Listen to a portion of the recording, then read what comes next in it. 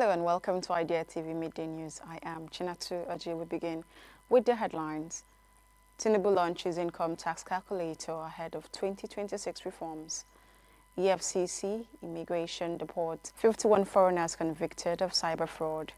T2 Mobile launches Nigeria's first EKYC SIM registration web app. Sudan Army denies bombing food convoy in FAMINE-HIT DARFUR. Away from Africa, scientists create superfood that could save declining honeybee populations. And in health, NHIA chairman calls for 4 billion naira mental health fund in 2026. In business, United Kingdom tops Nigeria's first quarter capital inflows with 5.5 trillion naira. In sports, Nigeria RUGBY players head to UK for World Series training. Now the news in full. President Bola Tinubu has unveiled a new personal income tax calculator designed to help Nigerians understand the impact of upcoming tax reforms on their earnings. The digital tools launched today allow citizens to compare how much tax they currently pay with what they would pay when the new laws take effect in January 2026.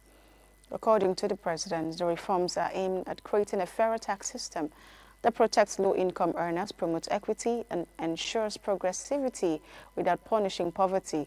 In a statement, he explained that the calculator highlights how the changes simplify compliance and make the system more transparent. President Tinubu said, "Together, we're renewing hope in the Nigeria of our dreams. Better Nigeria to work for you, your family, and our community." The government says the reforms mark a good step toward building a more equitable and sustainable economy. Moving ahead, Nigeria's Economic and Financial Crimes Commission, in collaboration with the Nigerian Immigration Service, has deported another 51 foreigners convicted of cyber fraud offenses. The latest group includes 50 Chinese nationals and 1 Tunisian. They were part of 192 foreign suspects arrested in Lagos during a sting operation that uncovered one of the largest foreign-led cybercrime syndicates operating in Nigeria. This brings the total number of deportees to 93 since the exercise began on August 15th. Earlier, 42 Chinese and Philippine nationals convicted of cyber terrorism and Ponzi scheme offenses were expelled. Authorities say the convicts had run an extensive network of internet fraud using false identities and training the staff of Genting International Company Limited in fraudulent practices. The EFCC chairman, Ola Olukoyede, described the deportations as a landmark in Nigeria's anti-corruption efforts, stressing that the country will not be a haven for cybercriminals. The charges were brought under the Advanced Fee Fraud and Other Related Offences Act of 2006. More deportations are expected in the coming days. Moving ahead, Nigeria's telecom sector has recorded a major first T2 mobile, formerly known as 9 Mobile, unveiling the country's first electronic Know Your Customer SIM registration web app. The new platform is designed to make SIM registration faster, simpler, and more secure. It works on any smartphone, even in areas with low connectivity, and supports individuals, corporate, and foreign nationals. Key features include real-time image capture, instant national identification number validation, geolocation accuracy, and immediate SIM activation. T2 Mobile says the innovation reflects its commitment to enhancing digital experiences in Nigeria, combining connectivity with smart lifestyle solutions and regulatory compliance. And now in Sudan, the army has rejected accusations that it bombed a World Food Program WFP convoy delivering aid to famine-stricken communities in Darfur. The paramilitary Rapid Support Forces RSF, which controls the town of Melit, where the incident took place on Wednesday, blamed the army for the strike. According to the WFP, a drone attack hit the 16-vehicle convoy, setting the trucks ablaze. All humanitarian staff were unharmed, the agency confirmed. The civil war in Sudan erupted since April 2023 after a bitter power struggle between the army and RSF spiraled into one of the world's worst humanitarian crises. Both sides have been accused of blocking aid, looting food, and weaponizing hunger against civilians. The WFP condemned the strike, saying humanitarian staff and assets must never be a target, and urged all parties to respect international law. The convoy was bound for a famine-affected village near Melit, about 90 kilometers northwest of El Fasher. the army's last stronghold in Darfur, now under heavy RSF siege. Fighting around the city has intensified in recent weeks. This latest assault follows a similar attack in June that killed 5 aid workers in El Fasher.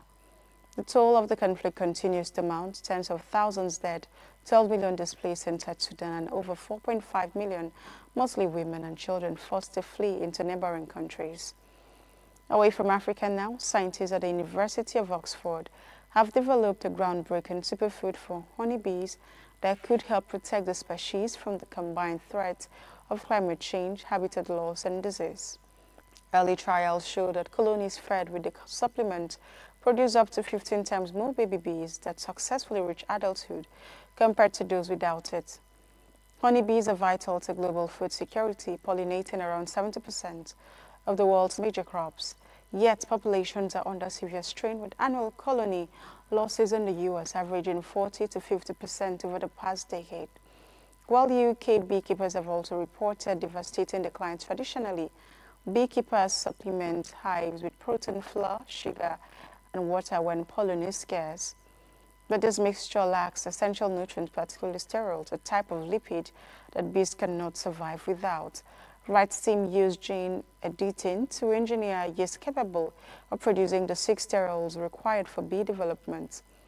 PhD researcher Jennifer Channels explained how the food is made. In her words, we create a kind of cookie dough with proteins, fats, carbohydrates, and micronutrients, then test with mix bees prefer and thrive on. After 3 months of testing, colonies on the new diet showed dramatic improvements in survival and growth. Wright believes that superfood could transform beekeeping, particularly during summers when flowering plants stop producing early. For many beekeepers, the discovery offers hope. Even though the hives are full of blood, the bees just dwindle. A real solution like this is exactly what many beekeepers want. We're now going to short break. The news continues when we return. The first innovation television in Nigeria and Africa. INFLOWS TV promotes innovation in Africa to the benefits of society. INFLOWS TV promotes STEM education in Nigeria and Africa. INFLOWS TV brings science and innovation to society. INFLOWS TV.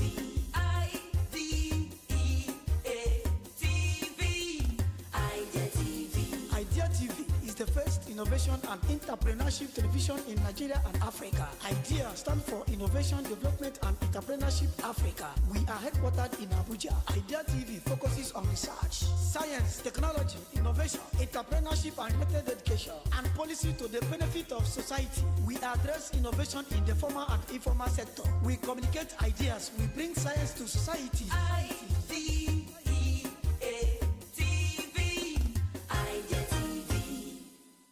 Back if you're just joining us, this is still IDEA TV Media News now.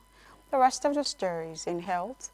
The chairman of Nigeria's National Health Insurance Authority, Senator Ibrahim Yahaya Oloriegbe, has called on the federal government to create a dedicated 4 billion naira mental health fund in the 2026 national budget.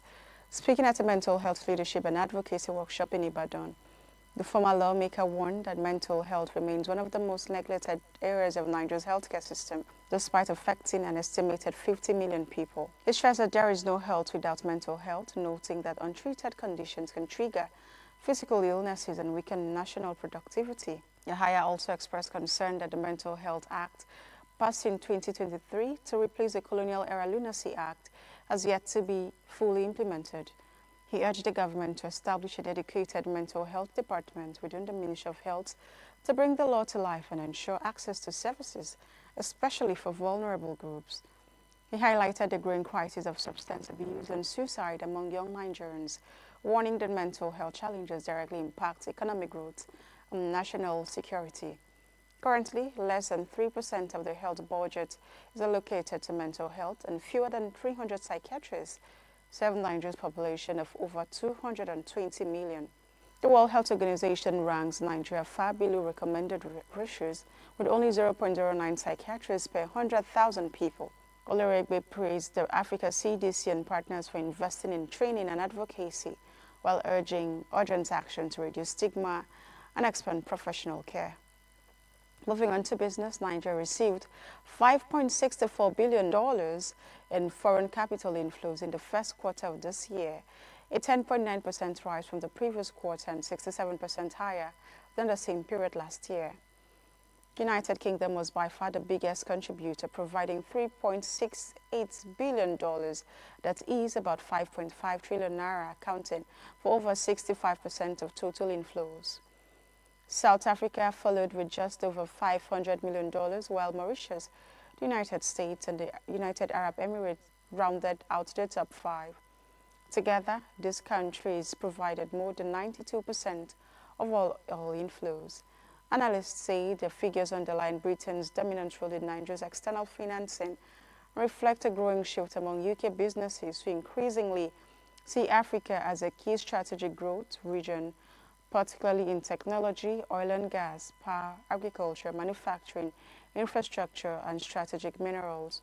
And now in sports, two of Nigeria's brightest women's rugby players, Rachel Ilia and Blessing Ayadelelu, are heading to the United Kingdom for training with top English clubs as they prepare for the Women's Rugby League World Series in Canada this October. Leah, a standout for Echo Trinity and Nigeria's top try scorer, will join Bradford Bulls women's side, while Aladeyelu, known for her strength and versatility with the Lagos Bulls, will train with Wakefield Trinity. The World Series will see Nigeria face Ireland, Canada, and Fiji, with the winning team securing a place at the 2026 Rugby League World Cup in Australia.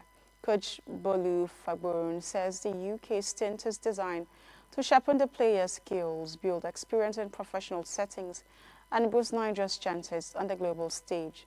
The Nigeria Rugby League describes both women and that the country can produce world-class talents. And that's the most we can take for you on Idea TV Midday News. But before we go, a quick recap of the headlines. We brought you news that TINUBU launches income tax calculator ahead of 2026 reforms. EFCC and immigration set to deport 51 foreigners convicted of cyber fraud.